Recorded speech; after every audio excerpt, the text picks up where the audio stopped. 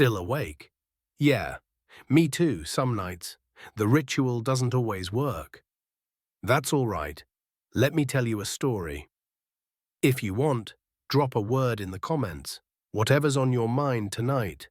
Sometimes it helps to name it.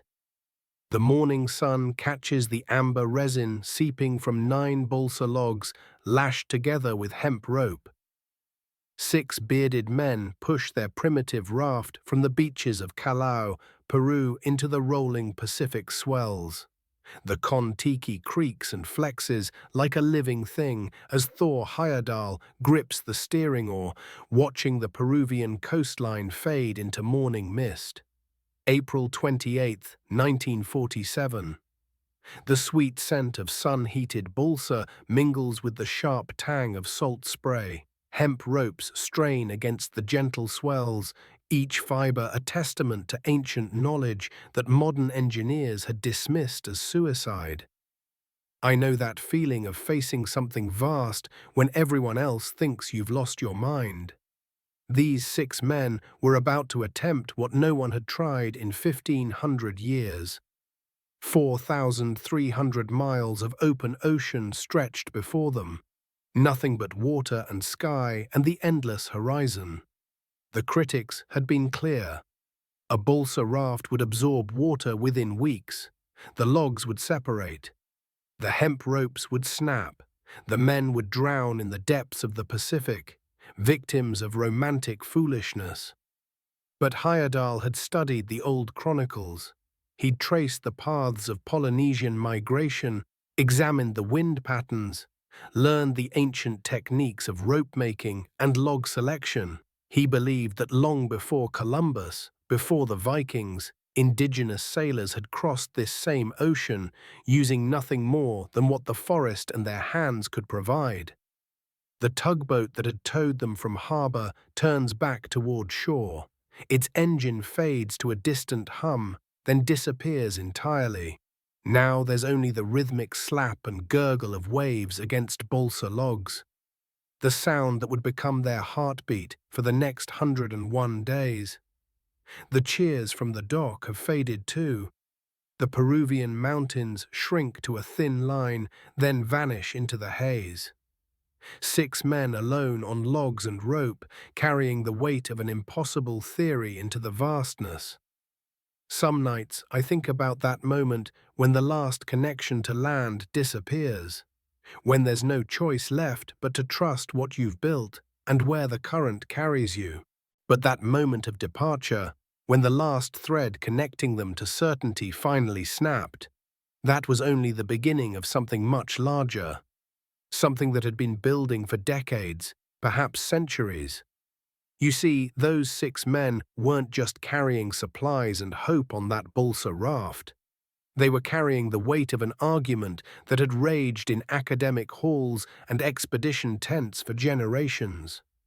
A question that seemed simple but cut to the heart of what we think we know about human capability. The question was this: could ancient peoples have crossed the Pacific Ocean from South America to Polynesia using nothing more than balsa logs and rope? For centuries, the answer from learned men had been a resounding no. The prevailing wisdom, taught in universities and written in textbooks, held that Polynesian migration flowed in one direction only, from Asia westward across the Pacific. The sweet potato found throughout Polynesia. Coincidence, they said. The stone statues with their haunting resemblance to South American carvings. Parallel development. The oral traditions speaking of great voyages from the rising sun. Mythology. I know that feeling of having your observations dismissed before they're fully heard. The academic establishment of the 1940s was particularly fond of the word impossible when it came to primitive seafaring. No primitive raft could survive the Pacific swells, they declared with the certainty that comes from never having tried. But there was one man who couldn't let the question rest. Thor Heyerdahl had spent years, decades really, living among indigenous peoples from British Columbia to the Marquesas Islands. He'd traced migration patterns, studied ocean currents, and pored over Spanish chronicles that others had dismissed as fantasy. Born in Norway in 1914, Heyerdahl possessed that particular combination of scholarly rigor and adventurous restlessness that creates either great explorers or spectacular failures. Often both. He'd studied zoology and geography at the University of Oslo, but his real education came later, living with his wife Liv among the people of Fatu Hiva in the Marquesas Islands.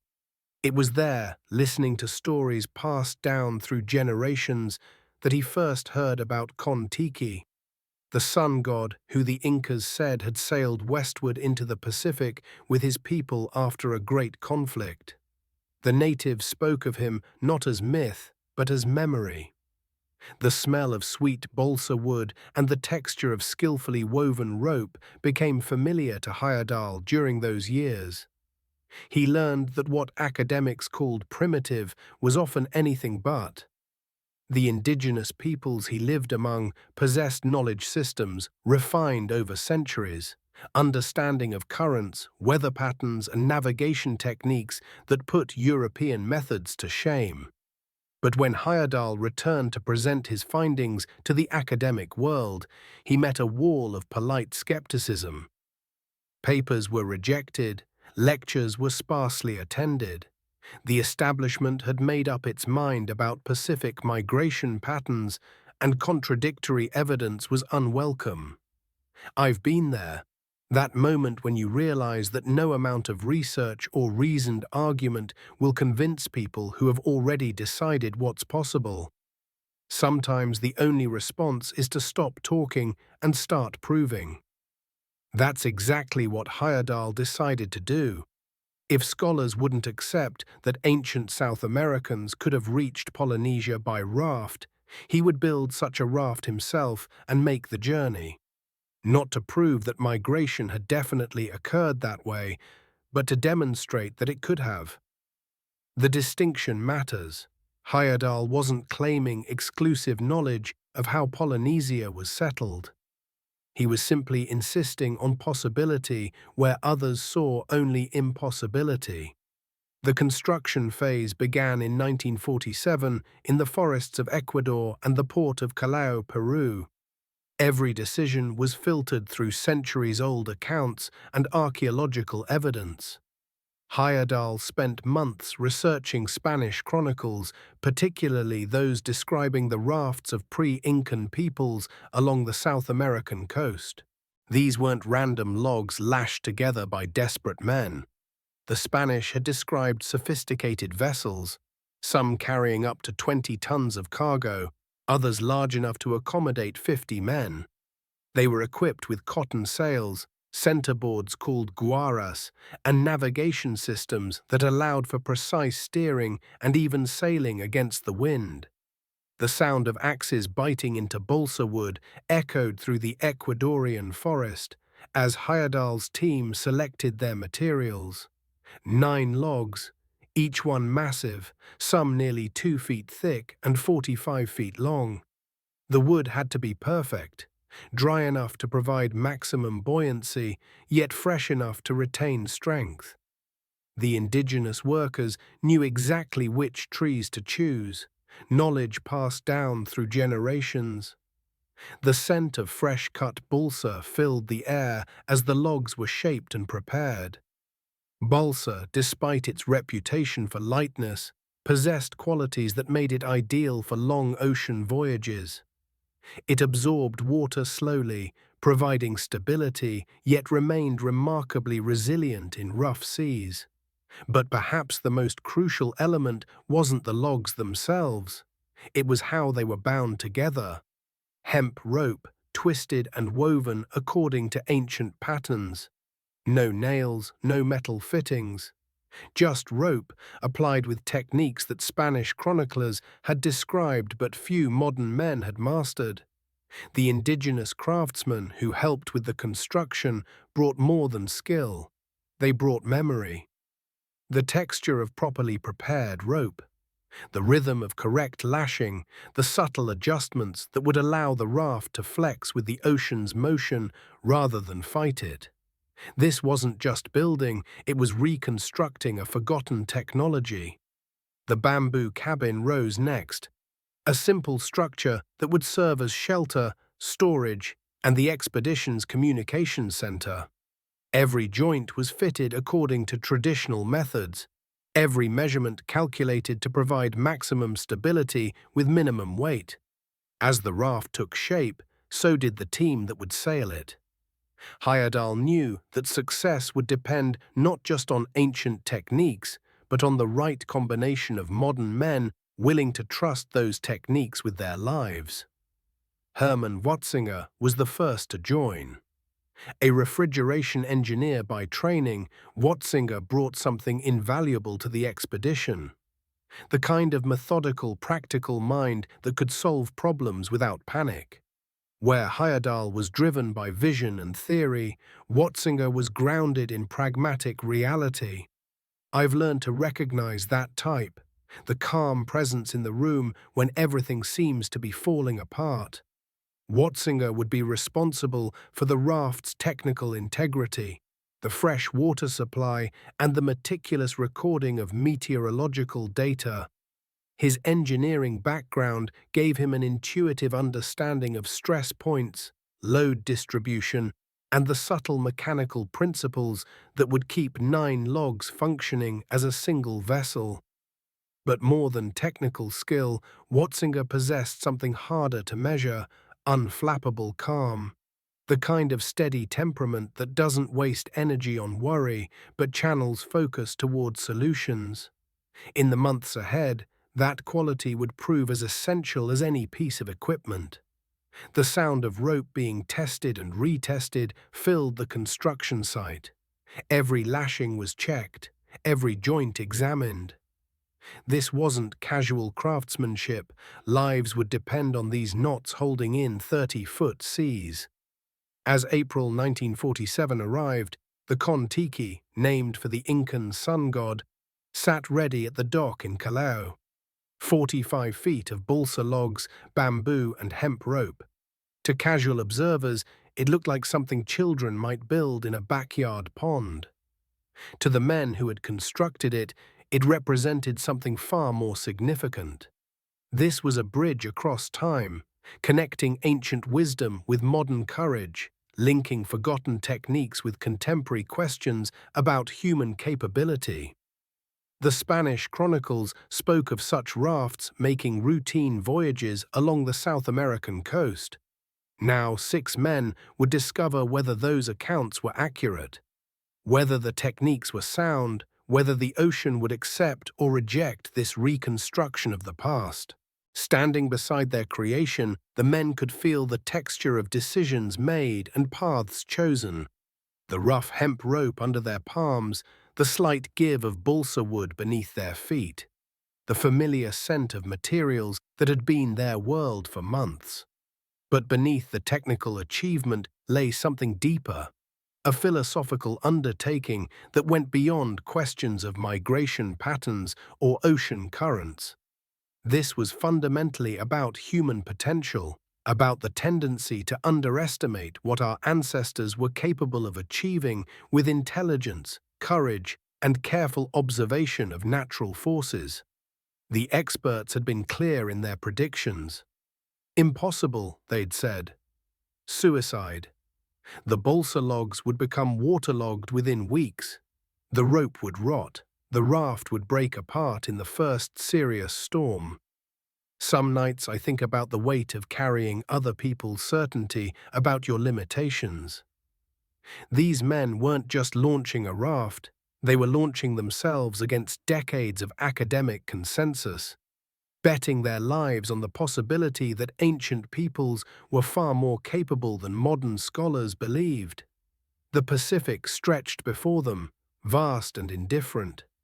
4,300 miles of open ocean, with nothing but ocean currents, trade winds, and techniques described in 400-year-old Spanish accounts to guide them home. But first, they had to trust what they'd built, And what they'd built was more than logs and rope. It was a question posed to the ocean itself about what was possible, what had always been possible for humans willing to read the signs and trust the current to carry them toward the horizon. The morning of April 28th arrived with the particular clarity that sometimes precedes moments of irreversible commitment. The kind of morning when the air seems sharper, colors more vivid, as if the world itself is paying attention to what comes next. On the dock at Callao, Thor stood beside the Kon-Tiki while the harbor master completed his final inspection. The officials moved with the deliberate pace of men who had seen countless vessels depart these waters, though none quite like this one. A raft built with stone axes and bronze knives, lashed together with hemp rope according to drawings made by Spanish conquistadors 4 centuries earlier. The tugboat, Guardian Rios, waited nearby, her diesel engine rumbling with modern efficiency. Her captain, a weathered man named Alfonso Castillo, had ferried everything from naval destroyers to fishing boats beyond the harbor limits. But he admitted to his crew that morning that this was his strangest assignment. 6 Norwegians and a pile of balsa logs, heading into 4,000 miles of empty ocean. I know that feeling of standing at the edge of something irreversible. The moment when preparation ends and consequence begins.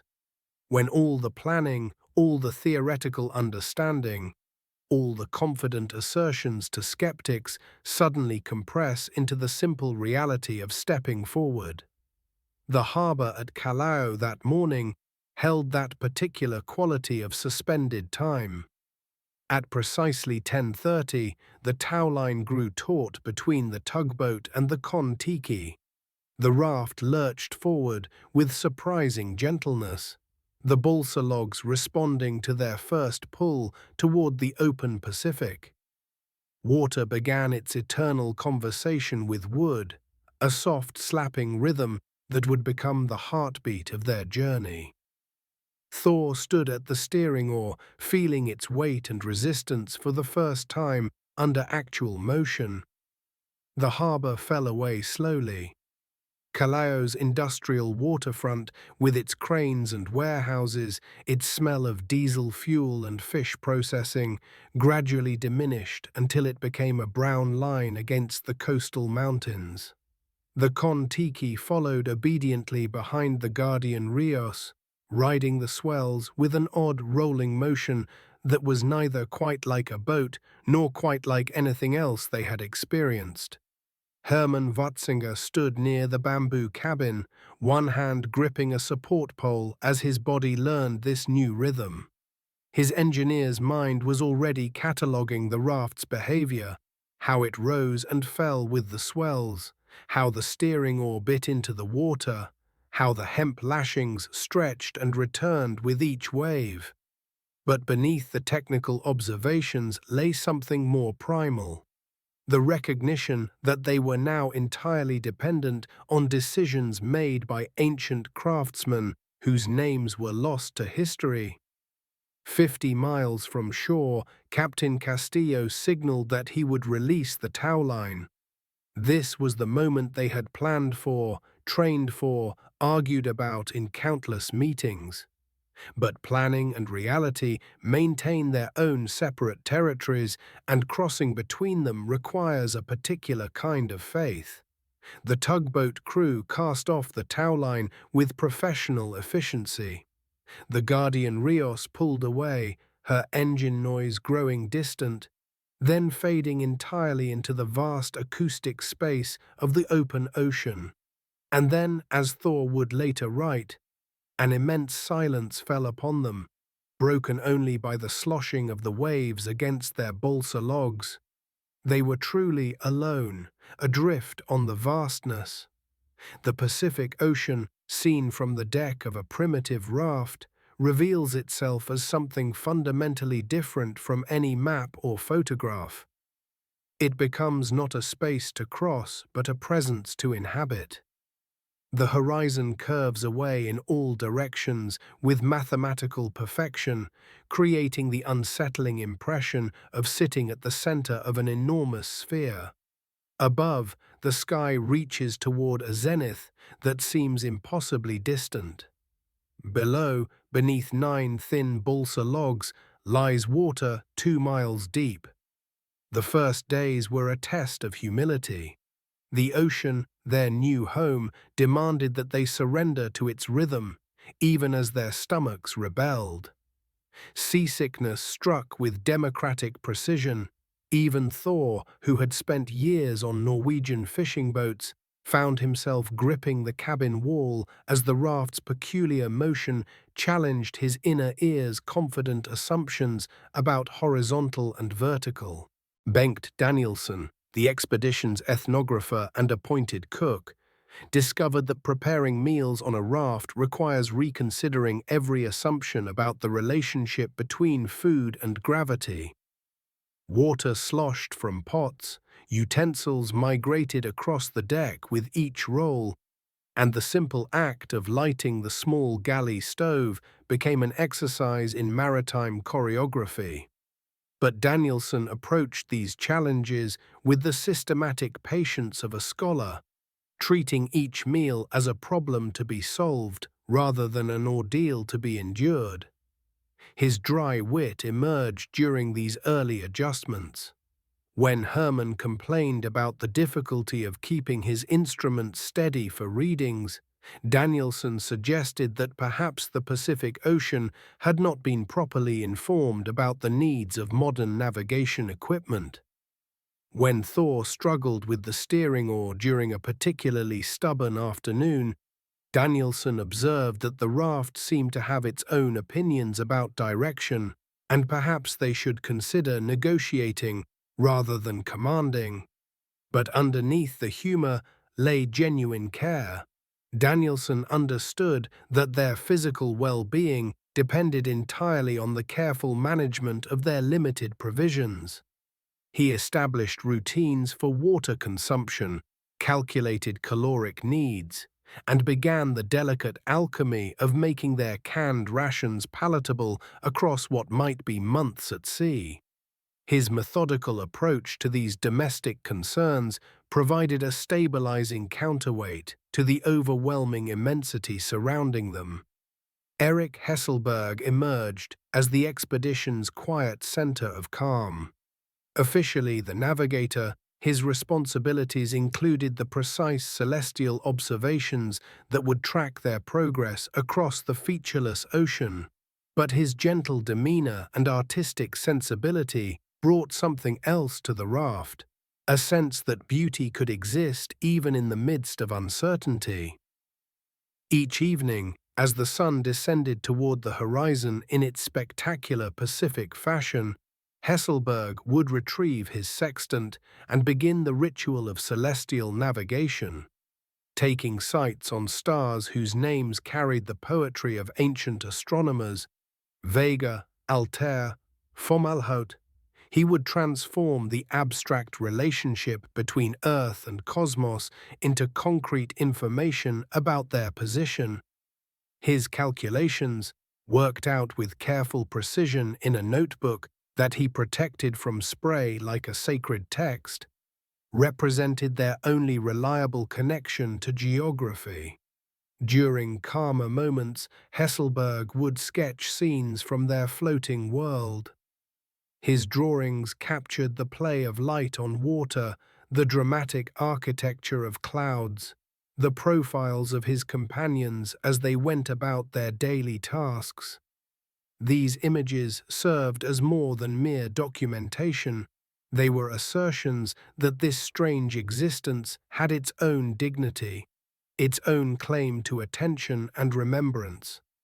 And in the evenings, when the work was done and the raft rode easily in calm seas, Hesselberg would often retrieve his ukulele. The instrument seemed almost comically small against the Pacific's vastness, yet its cheerful voice carried clearly across the water. His melodies, sometimes Norwegian folk songs, sometimes improvised tunes that seemed to emerge from the rhythm of the waves themselves, provided a kind of acoustic hearth around which the crew could gather their thoughts. Knut Haugland and Torstein Rabi, the expedition's radio operators, carried perhaps the most crucial responsibility. Their equipment, a collection of transmitters, receivers, and aerials that looked impossibly fragile in the salt spray environment, represented the only link between their balsa world and the distant shores of civilization. Both men brought remarkable backgrounds to this task. Haugland had spent the war years as a radio operator for Norwegian resistance forces, parachuting into occupied territory to establish clandestine communication networks. He understood intimately the challenges of maintaining radio contact under adverse conditions, the patience required to work through atmospheric interference, the persistence needed to reach distant stations with limited power. Rabi's wartime experience had been similarly demanding. He had operated covert radio equipment from remote locations, often under conditions where discovery meant capture or death. His understanding of radio propagation, antenna theory, and the mysterious behaviors of high-frequency signals across vast distances made him uniquely qualified to maintain their tenuous electronic connection to the outside world. Each day brought its own radio challenges. The salt air corroded connections, spray threatened delicate circuits, and the raft's constant motion made precise tuning difficult. But through crackling static and immense distances, their practiced fingers tapped out messages, a fragile thread connecting their balsa world to the distant shores of civilization. Their daily routine emerged gradually, shaped by the sun's movement across the sky and the ocean's own rhythms. Morning brought the ritual of checking the steering oar, examining the hemp lashings, and taking stock of their position. The great steering oar was their connection to direction, a stubborn limb that demanded constant attention. To master it was to begin to understand the raft's soul and the ocean's will. The steering oar itself was a masterpiece of ancient engineering, a massive blade of solid wood, nearly 20 feet long, that extended deep into the water behind the raft. It required 2 men to move it in heavy seas, and even in calm conditions, it fought back with the sullen resistance of something that preferred to follow its own inclinations. But gradually, through patience and repetition, the crew learned to read its moods, to anticipate its responses, to work with rather than against its fundamental nature. The ocean revealed itself as far from empty. Flying fish rose from the waves in silver clouds, their wing-like fins catching the sunlight as they glided across the surface before disappearing again beneath the waves. Some landed on the raft's deck during the night, providing unexpected gifts of fresh protein. Dolphins appeared regularly, sometimes riding the raft's small bow wave with playful curiosity, sometimes racing alongside in groups that seemed to stretch to the horizon. Dorado, those magnificent golden fish that seemed to embody the Pacific's abundance, began following the raft, attracted perhaps by the shade it provided or by the small sea life that gathered around any floating object. The ocean became their larder. They learned to catch the flying fish that landed on deck, and the dorado that followed their raft, transforming necessity into a bounty. But it was the larger encounters that reminded them of their place in the oceanic hierarchy. One morning in early June, as Thor worked at the steering oar and the others went about their daily tasks, a dark shadow appeared in the water alongside the raft. At first, it seemed like a trick of light, a play of clouds reflected on the surface. But the shadow resolved itself into something immense and purposeful, rising slowly from the depths. A dark, colossal shadow emerged from the depths, then resolved into the patterned form of a whale shark, swimming with serene indifference beside their fragile craft.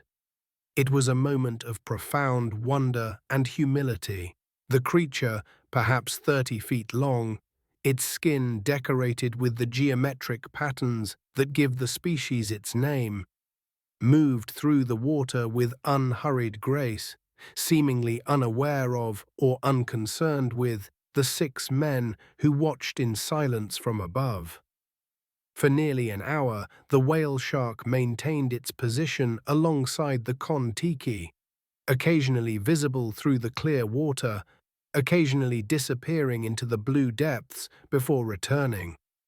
Its presence transformed their understanding of the ocean from an empty space to be crossed into a populated realm where they were temporary visitors. Thor reached for the steering oar with particular care during those minutes, acutely aware that a sudden movement might disturb this gentle giant. When the whale shark finally descended and disappeared, it left behind a profound sense of privilege. They had been granted audience with one of the ocean's most magnificent inhabitants, and the encounter had been marked not by fear or conflict, but by peaceful coexistence. The sea, in fact, was their great friend, as Thor would later reflect. It gave them food, it carried them, and it showed them wonders. Never did they feel that they were fighting against it. They were part of it. The nights brought their own revelations. As the sun disappeared into the Pacific with the swiftness characteristic of tropical latitudes, darkness fell across the raft with startling completeness. But this darkness held its own illuminations.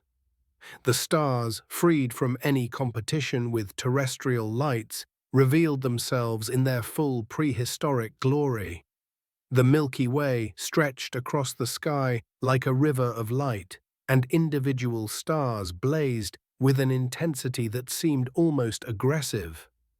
Hesselberg would take his evening sights by this starlight, his sextant capturing the precise angles between celestial objects and the horizon.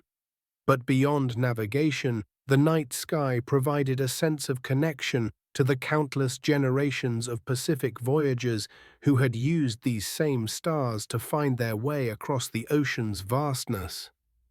And in the water around the raft, phosphorescence transformed their wake into something magical. Each wave that broke against the balsa logs released cascades of blue-green light, as if the ocean itself were alive with electric fire. Their wake was a river of liquid starlight, glowing with an ethereal blue-green fire. It was as if the very ocean was alive with silent, cosmic light. Sometimes, in the profound quiet of the night watch, the phosphorescence would reveal the shapes of fish moving through the water around them, streaks of living light tracing the paths of Dorado or Bonito, reminders that the ocean's abundance continued even in darkness. Herman, taking his turn at the steering oar during these night hours, reported a sense of steering not just through water but through liquid space, as if the raft were floating through a galaxy rather than across a sea. The days established their own rhythm, the morning check of equipment and position, the afternoon battle with the steering oar as thermal winds picked up, the evening ritual of celestial navigation and radio contact. But this routine was punctuated by events that reminded them of their vulnerability. In mid-July, they encountered their first major storm. It arrived with the dramatic suddenness characteristic of tropical weather, a line of dark clouds building on the horizon during an otherwise peaceful afternoon, growing with ominous speed until it dominated half the sky. The wind picked up first, transforming the trade wind's steady pressure into something more urgent and demanding. Thor called for all hands to secure loose equipment and prepare the raft for heavy weather. They had discussed this moment during their planning sessions, had read accounts of how primitive craft behaved in storms. But theory and reality were about to meet with potentially catastrophic consequences. The sea rose in mountains around them, and the wind shrieked like a banshee. But the balsa logs, lashed together with ancient wisdom, flexed and rode the waves, proving their enduring strength. As the storm intensified, the raft's behavior revealed the wisdom embedded in its ancient design. Rather than fighting the waves, the flexible balsa logs rode up and over each swell, the hemp lashings stretching and returning with each impact but never breaking. The steering oar became crucial during these hours, requiring constant attention to keep the raft positioned properly relative to the waves. If they allowed the raft to turn sideways to the swells, they risked being rolled or having waves break across the low deck. But maintaining proper position required tremendous physical effort. The oar fought against the storm's power with a force that left arms aching and hands raw. Haugland and Rabi worked frantically to protect the radio equipment, covering the transmitters with canvas and securing the aerials against the wind's assault. The radio represented their only link to the outside world, and losing it would transform their adventure into something far more isolated and potentially dangerous. But as the hours passed and the storm continued its assault, something remarkable became clear. The ancient wisdom of the balsa logs, lashed with simple hemp, proved superior to all the skepticism of the modern world. They bent, they yielded, but they did not break. The raft's flexibility, which had seemed like a liability compared to the rigid strength of steel ships, revealed itself as perfectly adapted to the ocean's dynamic forces. Where a conventional boat might have fought the waves with rigid resistance, potentially leading to structural failure, the Kon-Tiki absorbed and dissipated the storm's energy through its flexible construction. Each wave that struck the raft was met not with unyielding opposition, but with adaptive response. The balsa logs compressed slightly under impact, then returned to their original shape. The hemp lashings stretched under load, then contracted as the force passed. By morning, the storm had exhausted itself against the Pacific's vastness, leaving behind confused seas and a brilliant sunrise that seemed to celebrate their survival. The raft had proven itself against the ocean's power, and the crew had learned something fundamental about the relationship between ancient wisdom and modern understanding. The storm's aftermath brought a period of assessment and repair. The deck needed to be cleared of debris, equipment checked for damage, and the steering oar examined for any stress fractures. But more importantly, they needed to assess their own relationship to this journey. They had faced their first serious test and survived, but not through their own cleverness or modern equipment. They had survived because they had trusted techniques developed by people whose understanding of the ocean's behavior had been earned through countless generations of practical experience. This realization brought both humility and confidence. Humility because they recognized their dependence on knowledge that predated their civilization by centuries. Confidence because that knowledge had proven itself under conditions that would have challenged any vessel. As the raft settled back into its regular rhythm of eastward progress, propelled by the Humboldt current and the trade winds, each man found his own way of processing what they had experienced. Hesselberg captured the storm's drama in a series of sketches, his artistic eye finding beauty even in moments that had threatened their survival. Danielson noted changes in their provisions and water supply, calculating how the storm's duration had affected their overall consumption schedule. Watzinger recorded measurements and observations about the raft's performance, data that might prove valuable for understanding how such craft behaved in various conditions. Haugland and Rabi worked to restore full radio capability, testing circuits and connections that had been stressed by the salt spray and violent motion. But beyond these practical responses lay something deeper, a growing sense that they were no longer six modern men playing at ancient exploration, but participants in something genuine and transformative. The ocean had tested them and found them worthy of passage, not because of their individual merits, but because they had allied themselves with knowledge and techniques that had been proven across centuries of use. The dolphins seemed to sense this transformation. They appeared more frequently now, sometimes in groups of dozens, racing alongside the raft with obvious pleasure. Their presence became a kind of benediction, a sign that they had been accepted into the ocean's community. During calm evenings, when the raft moved slowly through glassy seas, the dolphins would approach close enough to touch, their intelligent eyes seeming to acknowledge some kinship with these strange creatures who had chosen to live on the ocean's surface. The flying fish continued their nightly visitations, landing on the deck in silver abundance. The crew learned to anticipate their arrival, checking the deck each morning for the gifts the night had brought. Fresh fish supplemented their canned rations, and the abundance began to feel less like luck and more like the natural consequence of living in harmony with the ocean's rhythms. Radio contact with the outside world provided regular reminders of the distance they had traveled from civilization's concerns. Messages from Peru reported their position to worried family members and skeptical scientists. Messages from ham radio operators around the Pacific created a network of electronic support, proof that they were not entirely alone despite being surrounded by thousands of miles of empty ocean.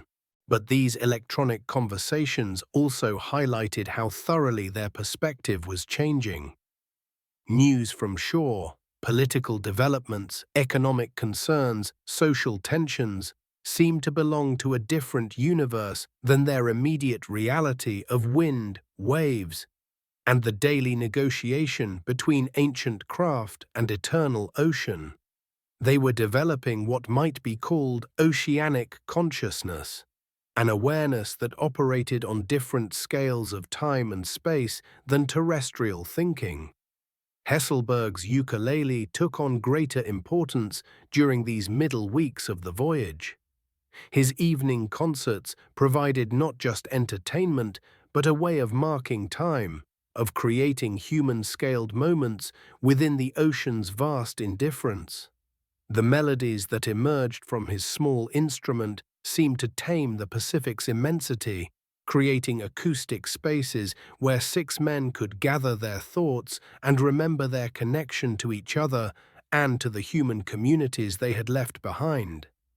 As July gave way to August and their position moved steadily westward across the Pacific's central reaches, each day brought subtle confirmations that their trust in ancient knowledge had been justified. The trade winds continued to push them forward with reliable consistency. The Humboldt Current carried them along its predetermined path. The balsa logs showed no signs of waterlogging despite weeks of constant immersion. Most importantly, they were learning to read the ocean's moods and respond appropriately. The steering oar no longer felt like an antagonist, but like a partner in an ongoing conversation about direction and purpose. The hemp lashings, checked daily, continued to hold with the patient strength of organic materials that had been chosen and prepared according to techniques developed across centuries of trial and refinement. They were proving something that went beyond the specific question of Pacific migration patterns. They were demonstrating that human wisdom, accumulated gradually through generations of practical experience, could be trusted even when it contradicted the assumptions of modern technological society. The ocean itself was serving as judge in this contest between ancient and contemporary knowledge, and its verdict was becoming increasingly clear with each day that carried them closer to Polynesia. Day followed day, and each sunset brought them closer to something they could feel, but not yet see. The Pacific had become their world entire, 9 logs of balsa wood carrying them through an endless blue that stretched beyond every horizon. The rhythm of waves against the raft's hull had woven itself into their very heartbeat, a constant pulse that marked time not in hours but in the slow drift of currents and the patient arc of stars. By now, their bodies moved with the raft's motion as naturally as breathing. Heyerdahl would watch his companions work, Herman adjusting the sail with the unconscious precision of a man who had learned the ocean's moods, Thorstein manning the radio with salt-stained fingers that somehow still coaxed signals from their modest equipment. They had become something their modern world rarely produced, men living entirely in the present moment, their survival dependent not on schedules or systems, but on reading the subtle language of wind and water. I know that feeling of being so completely absorbed in the immediate that time loses its grip on you. Perhaps it's what our minds are actually designed for, this total presence, this trust in our senses rather than our anxieties. The Kon-Tiki crew had found themselves living as their ancestors had, guided by the wisdom of accumulated generations rather than the calculations of contemporary experts. The ocean continued its ancient instruction. Flying fish still landed silver and thrashing on their deck each morning, a reliable harvest they had learned to gather with gratitude.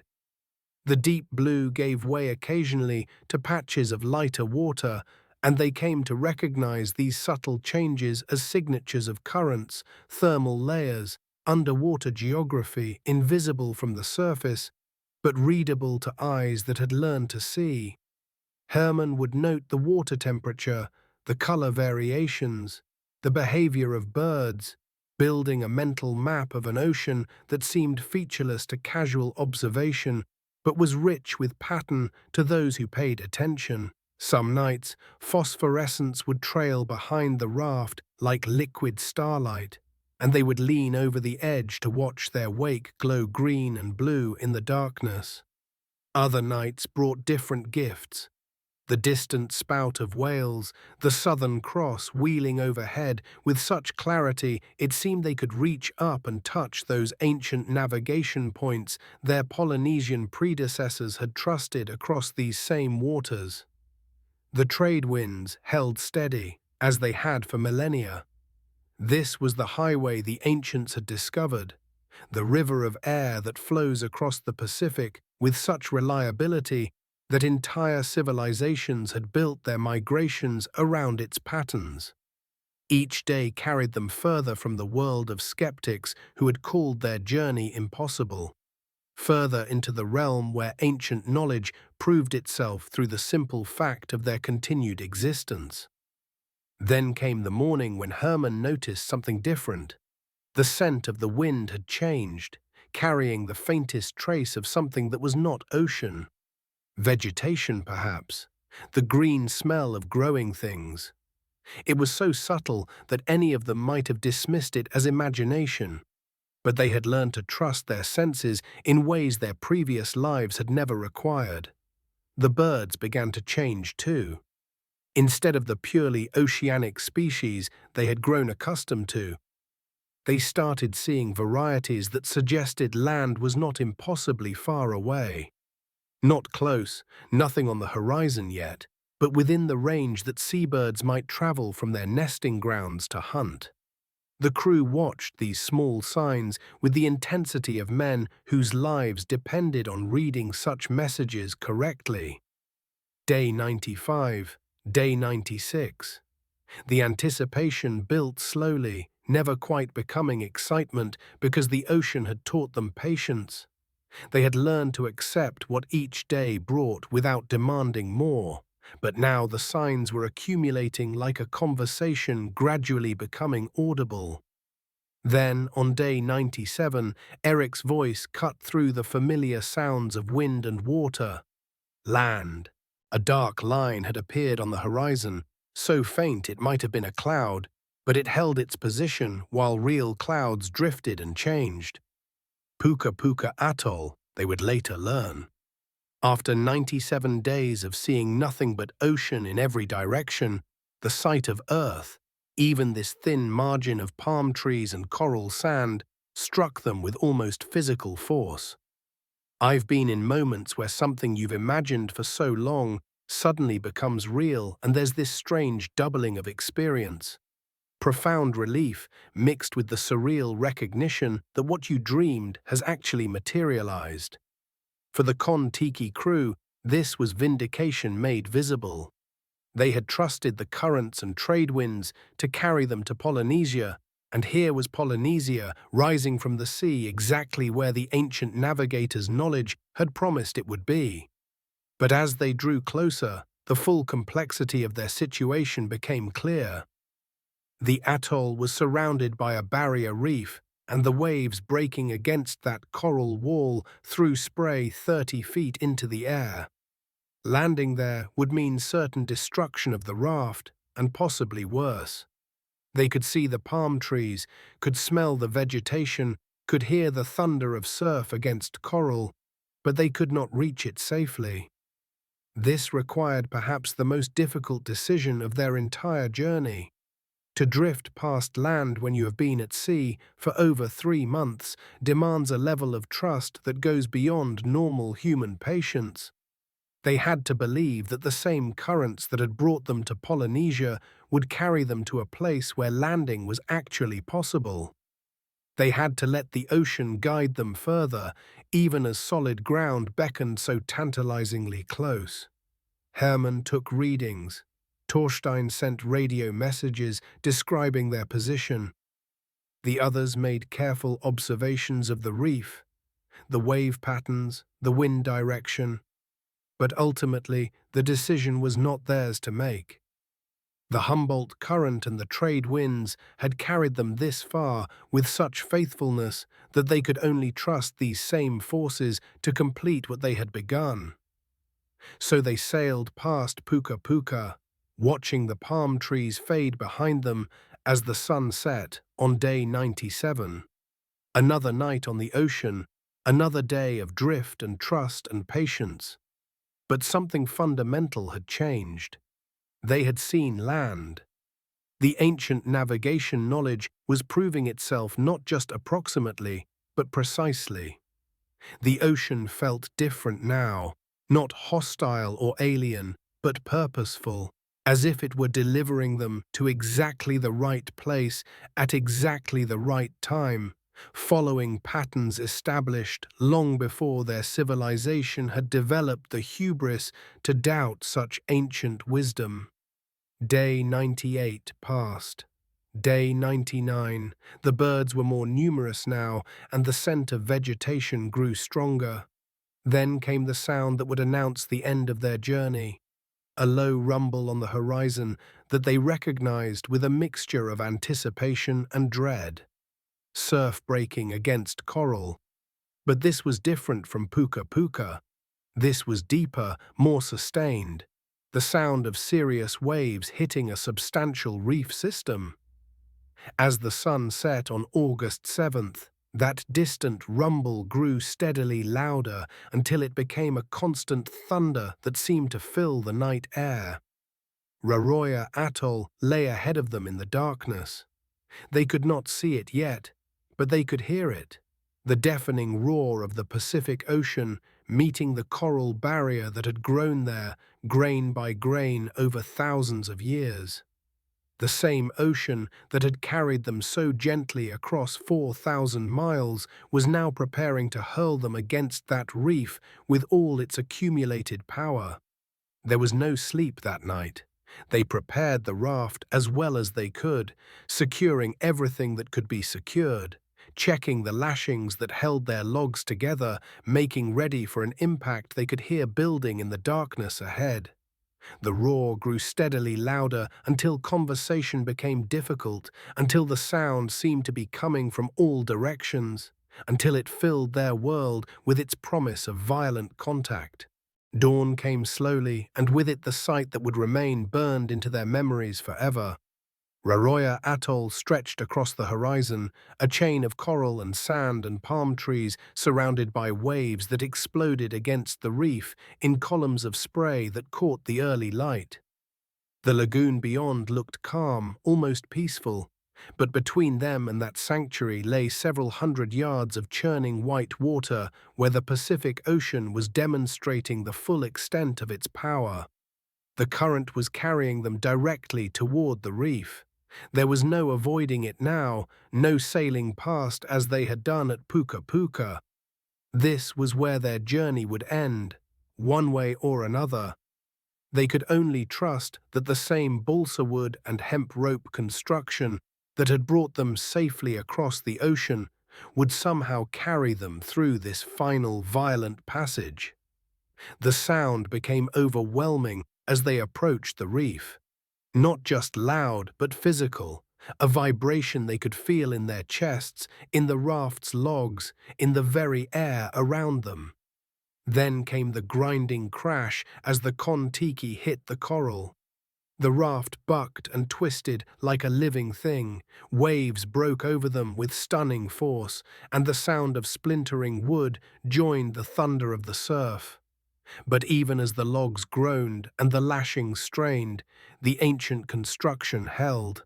The flexibility that had served them so well in storms now absorbed the reef's brutal impact, bending without breaking, yielding without surrendering. Through the chaos of spray and sound and violent motion, they felt the moment when the raft finally broke through into the calmer water of the lagoon. 101 days after leaving Peru, the Kon-Tiki had proven that the ancient Polynesians could indeed have made this same journey. The ocean had rendered its verdict and vindicated wisdom that modern experts had dismissed as impossible. The calm that followed was almost dreamlike. After 101 days of the ocean's constant voice, the sudden quiet of the lagoon felt profound, almost sacred. The Kon-Tiki drifted now in turquoise water so clear they could see the white sand bottom 15 feet below. The morning light of August 8th painted everything in soft gold, and for the first time in months, the world around them was still. I know that feeling of sudden quiet after prolonged chaos. The way silence can feel more overwhelming than noise, more disorienting than the storm itself. The 6 men sat on their battered raft, looking around at palm trees that swayed gently in a breeze so soft it barely stirred the water. Behind them, the reef still foamed and crashed with the endless Pacific swells. But here in the lagoon's embrace, they had found sanctuary. Heyerdahl would later write about that first morning on Raroya, how the absence of the ocean's roar felt like stepping into a cathedral. For months, they had lived with the constant symphony of wind and wave, the creak of rope and timber, the splash of flying fish, and the whistle of trade winds. Now, in this protected water, they could hear individual sounds. The gentle lap of small waves against the balsa logs, the rustle of palm fronds above them, the distant call of a seabird they hadn't seen since leaving Peru. The raft itself told the story of their crossing. The golden balsa logs, once smooth and bright, now bore the honourable scars of 4,000 miles. Sun and salt had bleached them to a weathered grey, and the constant flex and give of the ocean's motion had worn grooves where the rope lashings held them together. The hemp lines, originally thick and strong, had thinned and frayed. Some strands unravelled into whiskers that caught the morning light. The bamboo cabin, their shelter through storms and scorching days, showed gaps where the walls had dried and shrunk, though it had never failed to keep them reasonably dry. But the raft was intact. More than intact, it floated as proudly as the day they'd launched from Callao, testament to techniques that academics had dismissed as primitive. Every log, every lashing, every carefully placed stone had done its work. The ancient design had proven itself against the Pacific's full fury and brought them safely across an ocean. They could see the shore now, perhaps 100 yards away. A strip of white sand backed by coconut palms, the kind of tropical island that exists in dreams but rarely in reality. Yet here it was, solid and welcoming, offering them their first chance in over 3 months to feel earth beneath their feet.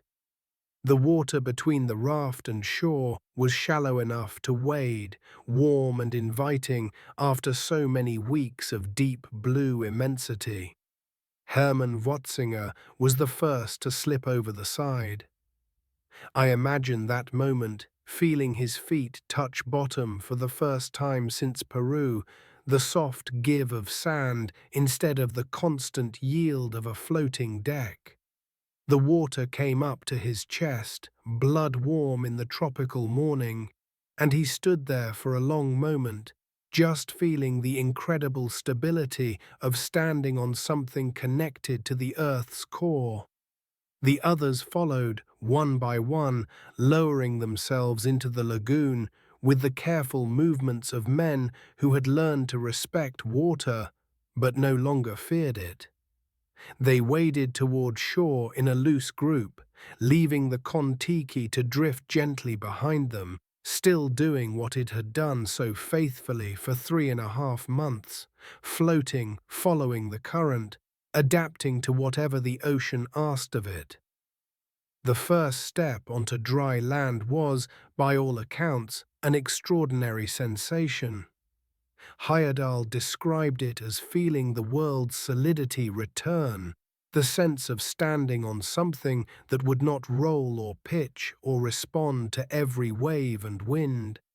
Their legs, accustomed to the constant subtle adjustments of life on a floating platform, felt strange and unsteady on the unyielding sand. They had become creatures of the ocean, and the land felt foreign beneath their bare feet. The silence struck them most powerfully. Not just the absence of the ocean's roar, but a deeper quiet that seemed to rise from the island itself. This was uninhabited land, untouched by the noise and urgency of the modern world they had left behind. No engines, no radios crackling with urgent messages, no schedules or deadlines. Just the whisper of wind through palm fronds and the distant muffled crash of waves on the outer reef. They walked up the beach slowly, their steps uncertain on the soft sand that shifted and gave under feet that had grown accustomed to the firm resilience of balsa wood. The scent of tropical vegetation reached them, frangipani and hibiscus, the green smell of growing things after months of only salt air and sun-heated rope. Even the air felt different, humid and still, carrying perfumes they had almost forgotten existed. The island was small, perhaps a mile long and a few hundred yards wide, one of countless coral atolls scattered across the Pacific like stepping stones. But to 6 men who had not walked on solid ground since April, it felt vast and welcoming. They found coconuts fallen beneath the palms, split them open with their knives, and tasted fresh water that didn't come from their carefully rationed supply. The sweet milk was a luxury they had almost forgotten, clean and cool and infinite. As the morning progressed, they began to understand what they had accomplished. Not just the crossing itself, though that was remarkable enough. They had proven something that went far deeper than navigation or seamanship. They had demonstrated that the barriers between ancient and modern, primitive and sophisticated, were not as absolute as the world believed. The Kon-Tiki still floated in the lagoon, patient as always. From shore, they could see how small it really was. 9 logs lashed together, a bamboo cabin barely large enough for 6 men to sleep, a single square sail. It seemed impossible that something so simple had carried them across the world's largest ocean. Yet there it was, still riding the gentle swells of the lagoon as if crossing oceans was the most natural thing in the world. The raft had taught them patience, I think. Not the forced patience of waiting for something to happen, but the deeper patience of accepting whatever comes. For 101 days, they had surrendered control to forces larger than themselves, wind and current, weather and wave. They had learned to work with the ocean rather than against it, to read its moods and respect its power without being paralyzed by its immensity.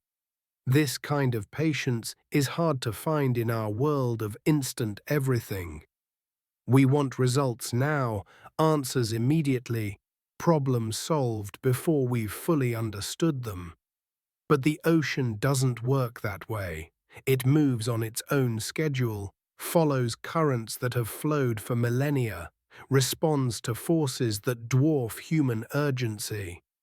The Kon-Tiki had taught its crew to match their rhythms to something larger and older than their individual will. They had also learned about the intelligence embedded in traditional ways of doing things. Every aspect of their raft's design had been tested not in laboratories but across generations, refined through countless voyages by people whose lives depended on getting it right. The flexible lashings that allowed the logs to move and give instead of breaking under stress. The deep draft that provided stability without sacrificing maneuverability. The simple steering oar that could guide the raft without fighting the current. Modern experts had looked at these techniques and seen primitiveness. But primitiveness and simplicity are not the same thing. The Kon-Tiki's design was simple in the way that all truly effective solutions are simple. Not because they lack sophistication, but because they have distilled complexity down to its essential elements. As they explored their small island refuge, gathering coconuts and fresh water, setting up a temporary camp on the beach, the 6 men began to process what they had experienced. They had lived for over 3 months in a space smaller than most modern apartments, yet none of them spoke of feeling cramped or confined. The ocean had been their larger home, vast and various, offering new sights and experiences every day. Dolphins racing alongside the raft, flying fish silver in the moonlight, sunsets that painted the entire sky in colors that seemed too vivid to be real. They had also learned something about human companionship under pressure. 6 men, confined together for months, might reasonably have been expected to grow irritable, to clash over small things magnified by close quarters. But the opposite had happened. The shared challenge had created bonds deeper than ordinary friendship, a mutual dependence that brought out generosity rather than selfishness. Perhaps it was because they had all chosen to be there. Unlike passengers on a ship or survivors of a disaster, they were on the Kon-Tiki by deliberate choice, united in a common purpose that was larger than any individual comfort or preference. They were there to prove something important, not just about ancient migration routes, but about human capability itself. The afternoon light slanted through the palm trees, casting moving shadows on the white sand. They could see their raft clearly now, floating peacefully in the turquoise lagoon, and began to understand that their journey was not quite finished. The physical crossing was complete, but the meaning of what they had done was just beginning to unfold. They had proven that the ancient Polynesians could have made this crossing from South America, not just theoretically, but practically, with technology and techniques available 1,000 years ago. The sweet potato and other South American plants found throughout Polynesia were no longer mysterious anomalies, but evidence of actual contact, actual voyages like the one they had just completed. But beyond the academic questions lay something more personal and profound. They had demonstrated that modern humans, products of an industrial age, could still live by older rhythms and ancient wisdom. They had trusted techniques that seemed primitive and been vindicated. They had surrendered to forces larger than themselves and been carried safely across an ocean. The peace of that island afternoon, after so many days of constant motion and uncertainty, was profound. I imagined them sitting on the warm sand, looking out at the raft that had been their home and their salvation, beginning to understand that they had been changed by the crossing as much as they had changed our understanding of Pacific history. The gentle trade winds stirred the palm fronds above them, and somewhere in that soft rustle was the whisper of all the ancient voyagers who had made similar crossings, following stars and currents and the deep wisdom of the sea.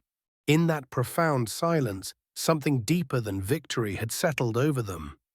I know what it feels like when the race ends, not just the external one, but the internal conversation that's been running so long, you forgot it was there. For 101 days, these 6 men had carried the weight of proving something the world said was impossible. Now, in the turquoise calm of Roroya's lagoon, that weight had simply lifted. The Kon-Tiki rocked gently at her mooring, balsa logs dark with seawater, her canvas sail furled and quiet. She looked almost ordinary now, just wood and rope and bamboo, materials any child might use to build a backyard fort. But Thor Heyerdahl, standing waist-deep in water so clear he could count the shells on the bottom, understood they had crossed more than an ocean. They had crossed time itself, bridging 5 centuries between the ancient Polynesians who first made this journey and a modern world that had forgotten how. The morning light filtered through the palm fronds above, casting shifting patterns on the water. Knut Haugland was carefully packing the radio equipment that had connected them to civilization throughout their crossing. Hermann Wotzinger collected water samples in small bottles, still the scientist even here in paradise. But their movements had a different quality now, unhurried, contemplative. The desperate urgency of survival had given way to something quieter, more profound. Heyerdahl later wrote, "We felt like children of the ocean, cradled in its vastness, yet always free to observe its moods and marvel at its timeless power. I've been thinking about that word, cradled, not conquered, not defeated, cradled. The Pacific hadn't been their enemy to overcome, but their teacher, and they had proven worthy students. Perhaps that's what strikes me most about this story. In a century obsessed with speed and power and conquest, 6 men chose to trust something older and slower and wiser. They built their raft the way the Incas had built theirs, using no metal, no modern materials, no engines or instruments the ancients couldn't have known. They trusted the Humboldt Current to carry them west, trusted the trade winds to fill their sail, trusted techniques that had been passed down through generations of seafarers who left no written records, only the proof of their presence on distant islands. The academic world had said it was impossible. Maritime experts had called it suicide. The newspapers had run headlines about the death raft setting out from Callao Harbor. But here was their answer, rocking peacefully in a Polynesian lagoon. Sometimes the oldest ways hold the deepest truths. As the day warmed, local islanders began arriving in their outrigger canoes. They moved across the water with an ease that spoke of generations, their paddles cutting silent furrows through the lagoon. When they saw the Kon-Tiki, recognized her for what she was, their faces lit with something beyond mere curiosity.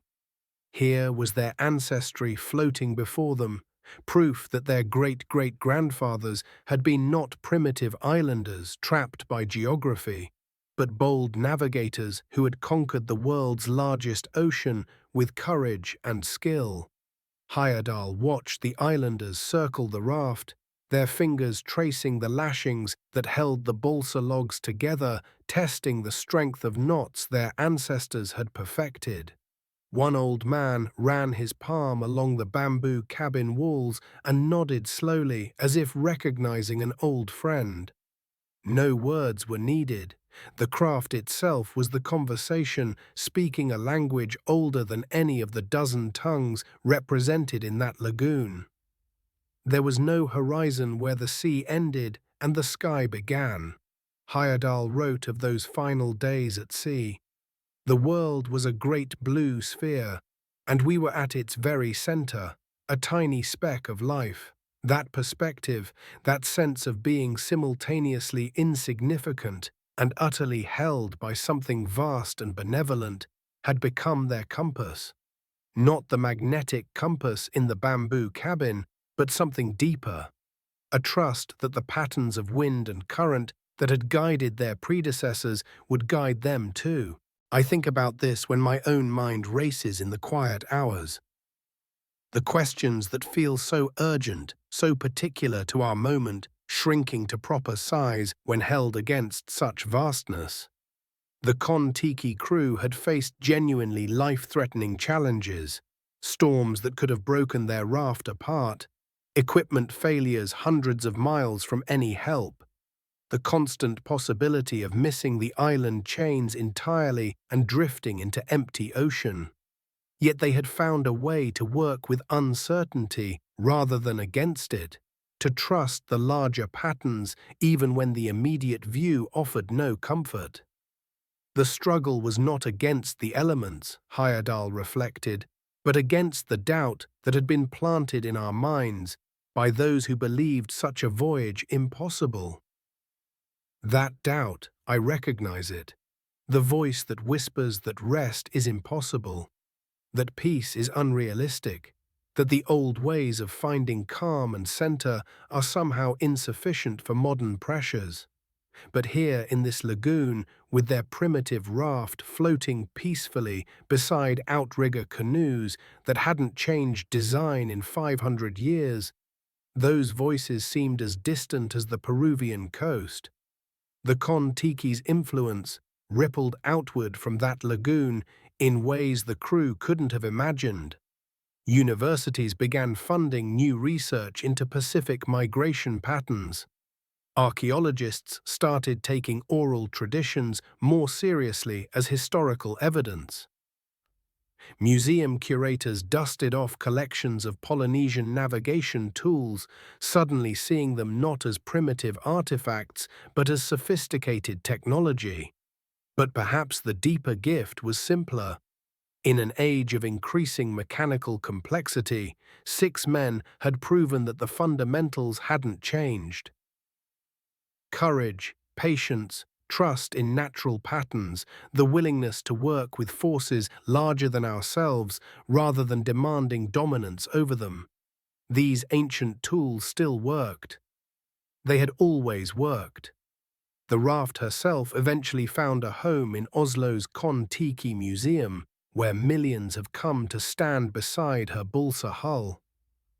Children press their faces to the railings, trying to imagine 101 days on that small deck with the vast Pacific stretching in every direction. Adults read the placards and shake their heads. Impossible, yet here's the proof. But I suspect the real museum is wherever someone chooses to trust the older rhythms. The cycles of rest and waking that governed human life for millennia before electric light convinced us we could ignore them. The wisdom that says not every problem requires immediate solution, that some questions answer themselves if we simply stop struggling long enough to let the current carry us. The islanders who welcomed the Kon-Tiki crew knew this. They lived by tides and seasons, by the reliable return of certain fish, by weather patterns their grandparents had taught them to read in the color of the sunset and the behavior of birds. They had never lost what the modern world was only beginning to remember, that we are part of something larger, more patient, more reliable than our anxious minds would have us believe.